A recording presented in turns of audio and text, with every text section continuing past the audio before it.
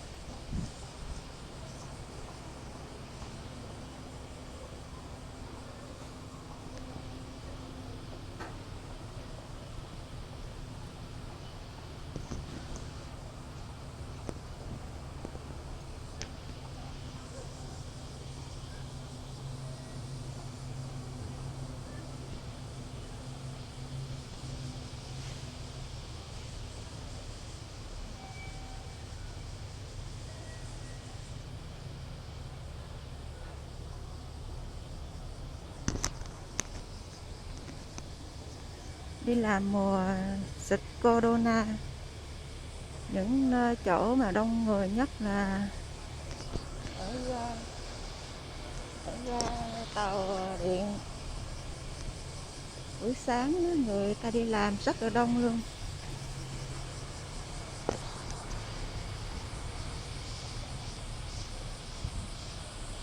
Đi ra khỏi lúc mà đi ra cổng đó, là người rất là đông.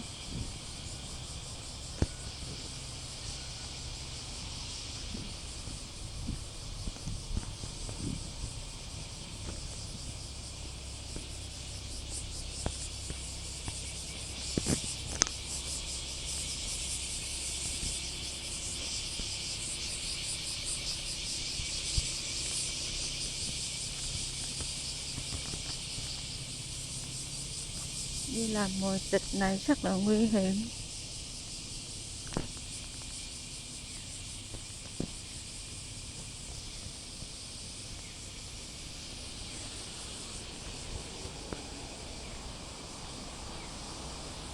Có ít người thì đi bộ, người ta làm chỗ gần người ta đi bộ.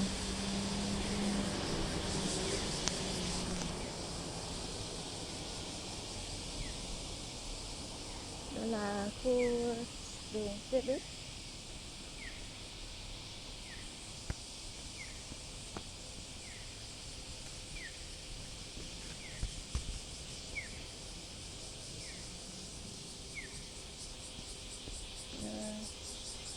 Mai bữa nay đi làm buổi sáng.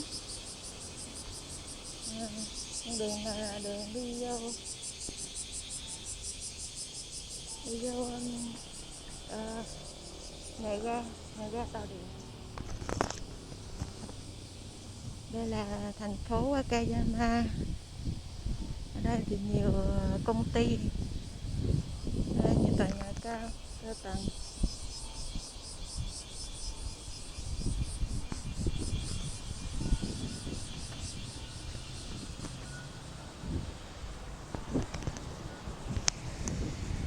Bữa nay mình sẽ quay cái đoạn đường đi bộ. Bữa nay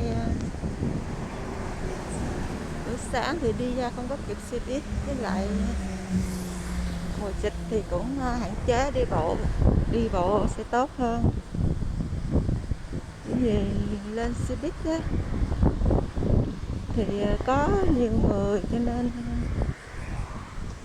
tại đang mùa dịch bùng phát quá trời luôn, nên cũng hạn chế đi xe buýt. Thì buổi sáng mình vừa đi bộ tập thể dục luôn, nên sẽ quay phố Wakayama. Đây có mấy cái nhà hàng, đây là quán ăn. Cái này là quán ăn sashimi với lại đồ nướng.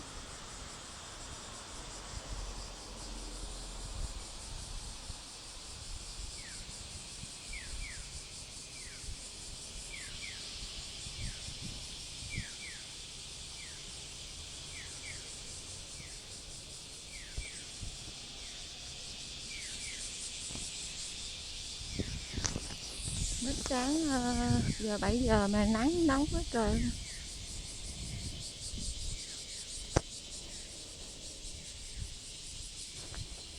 Ở thành phố này thì nhiều tòa nhà cao tầng, tại vì quán ăn rồi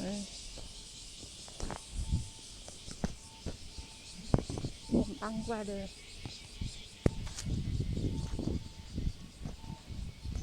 Chưa là đèn đỏ.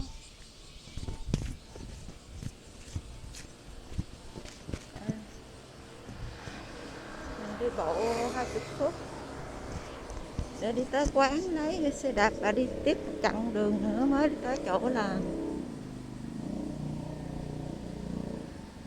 Nè, nắng quá trời luôn, mới có 7 giờ mà nắng quá trời luôn.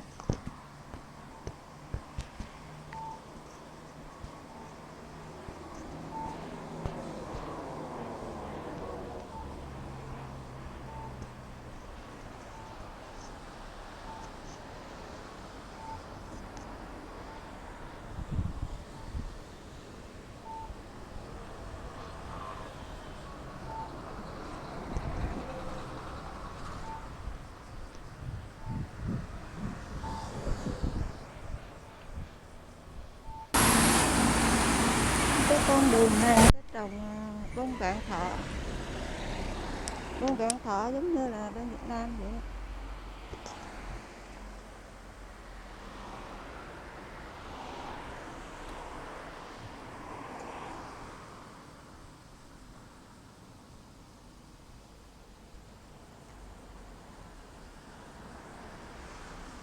Cái này là bông chuối.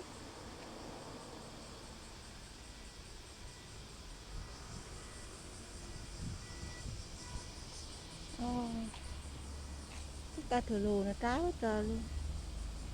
Ở đây cái cây này là người ta bán mắc tiền lắm á. Cái trái rất là đắt tiền.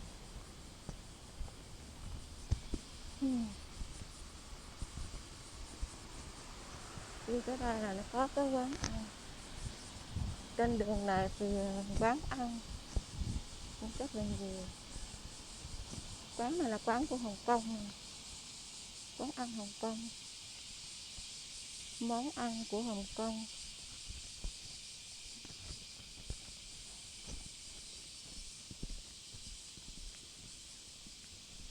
Đi mạnh dùng cái máy. Cái cây này là cây biển Việt này. Cây biển Việt này là ở bên Việt Nam có, ở nhà cũng có một cây. Là trái quá trời luôn. Cái này thì người ta trồng làm kiểng. Trái quá trời.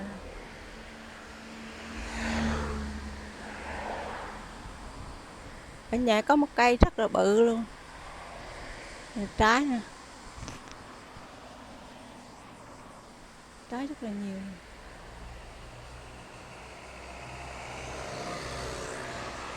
Đó.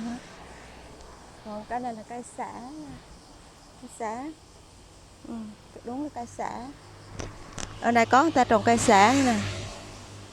Cây sả như bên Việt Nam. Còn cái này là cây bìm bịp. Cây bìm bịp. Người ta trồng kiểng người ta chơi. Đó, còn cái này là cây sả này. Đó. Ở trên đường này người ta